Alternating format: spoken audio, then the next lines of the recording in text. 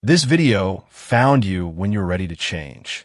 Maybe it's the third night this week you've opened your banking app, seen the number, and closed it without really looking.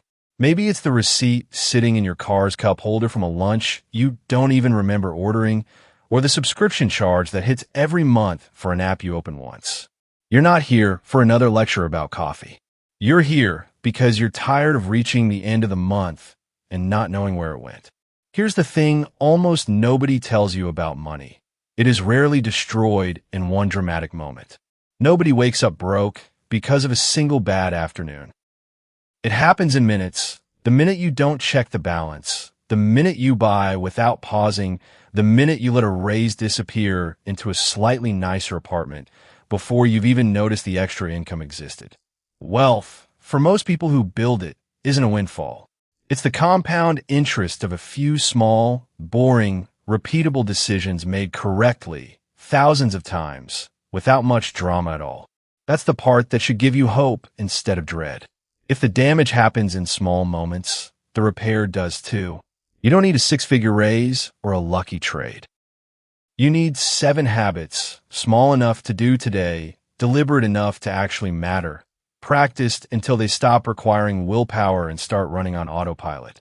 We're going to go through all 7, one at a time, starting with the one habit almost everyone avoids, the one that quietly determines whether every other habit on this list even has a chance of working. There is a specific kind of financial stress that has nothing to do with how much money you actually have. It's the stress of not knowing.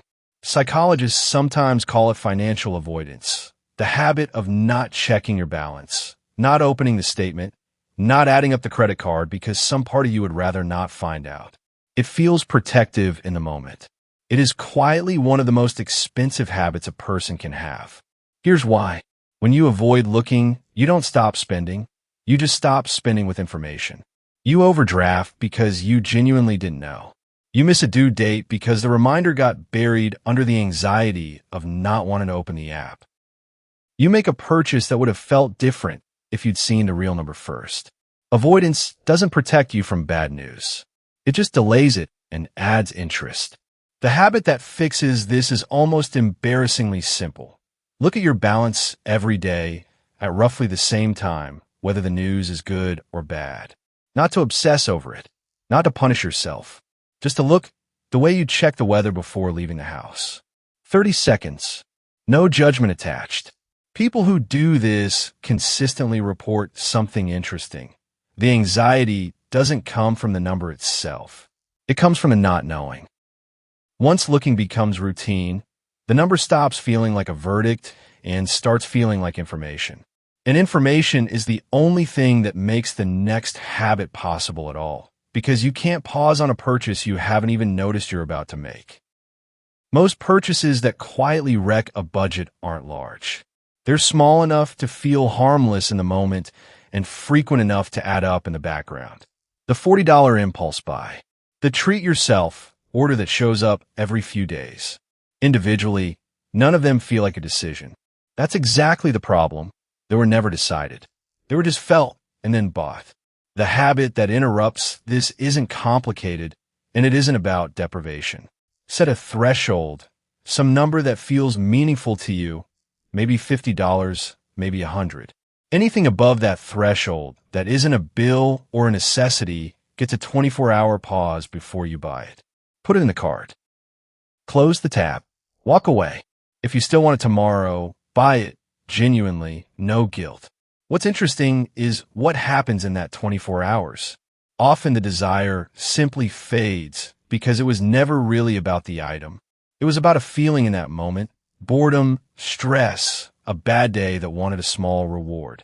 Other times, the want survives the pause completely intact, and that tells you something too. This one actually matters to you, which makes it worth buying on purpose instead of by accident. This single habit does something most budgeting advice misses. It doesn't ask you to want less. It asks you to notice what you already want clearly before your wallet finds out.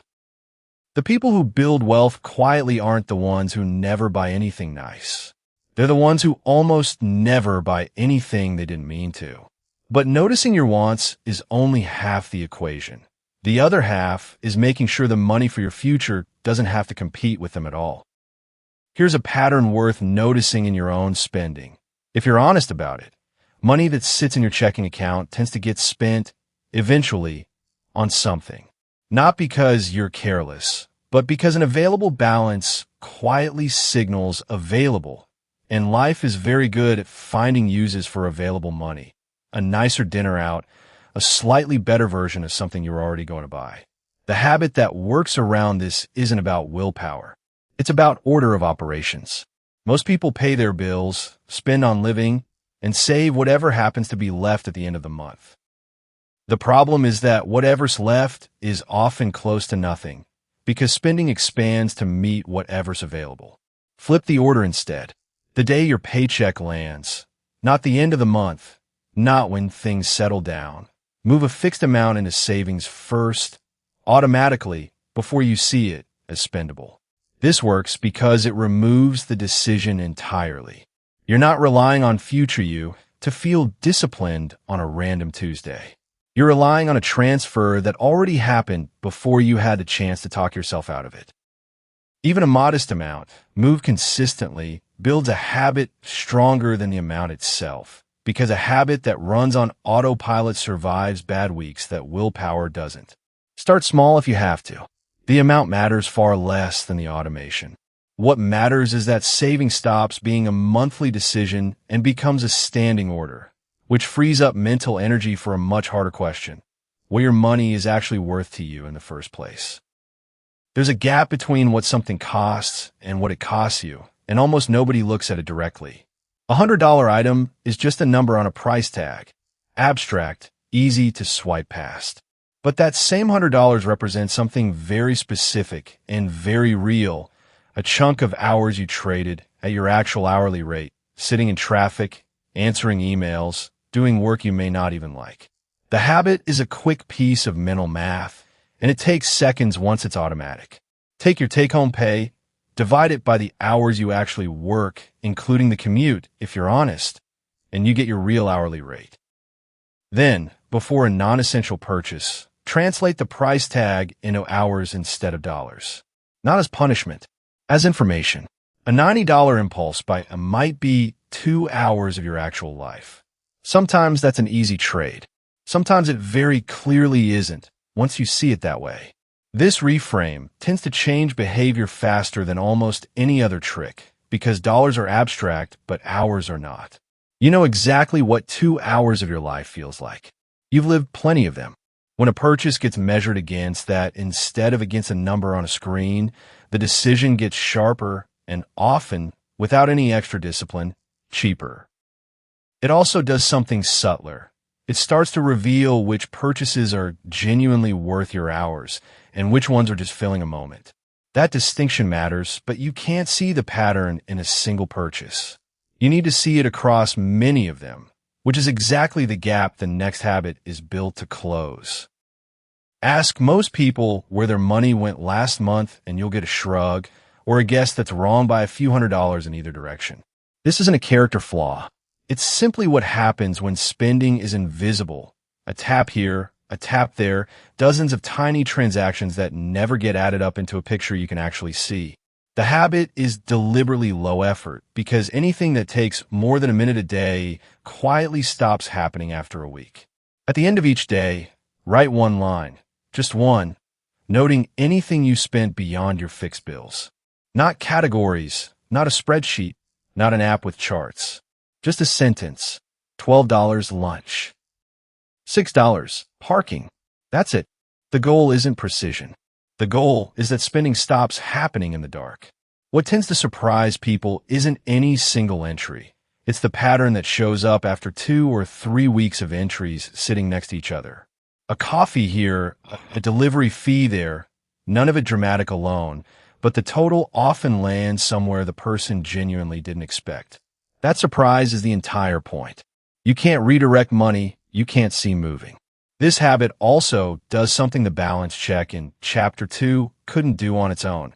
It shows you the story behind the number, not just the number itself.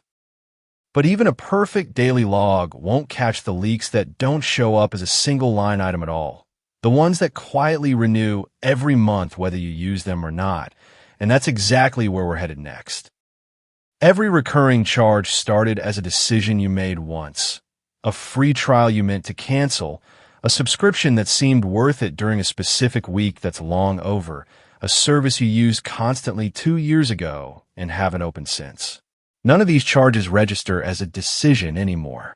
They just renew, quietly, on autopilot, which is exactly what makes them dangerous. You're not choosing to pay for them each month. You already chose once and forgot to ever choose again.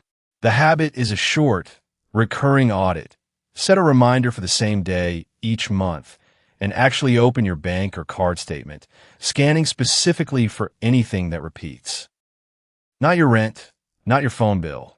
The smaller ones, the ones easy to forget because they're small enough to not hurt on their own.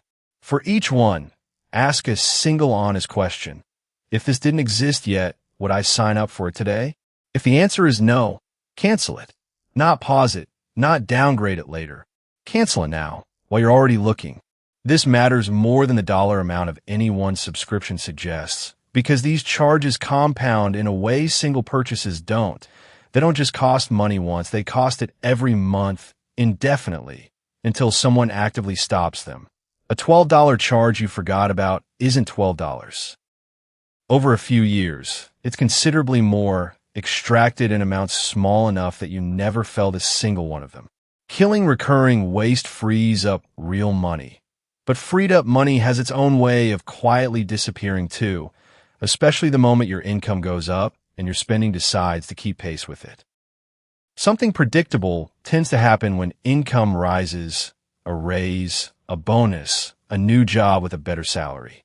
The bank balance goes up, and within a few months, so does almost everything else. A nicer apartment, a car payment that felt reasonable at the time, dinners out that used to be occasional and now just happen. Researchers who study this call it lifestyle inflation, and it's less a character flaw than a very human response to more available money, signaling more available spending. The problem isn't the upgrades themselves. It's that they tend to happen automatically, absorbing the entire raise before you've made a single deliberate choice about it.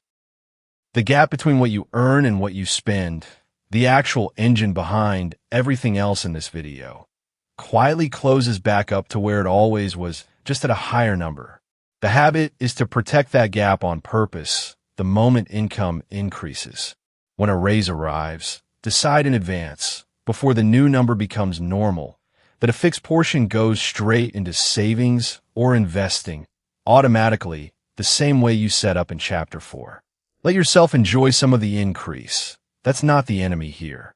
But make the decision once, deliberately, rather than letting 12 months of small upgrades decide it for you without your permission. Every habit in this video works the same way underneath: visibility, a pause, automation, honest math, a record, an audit, and now this. None of them are dramatic. None of them require a windfall. What they require is repetition on the days you don't feel like it, until the gap you're protecting becomes the quiet difference between where you are now and where you're headed.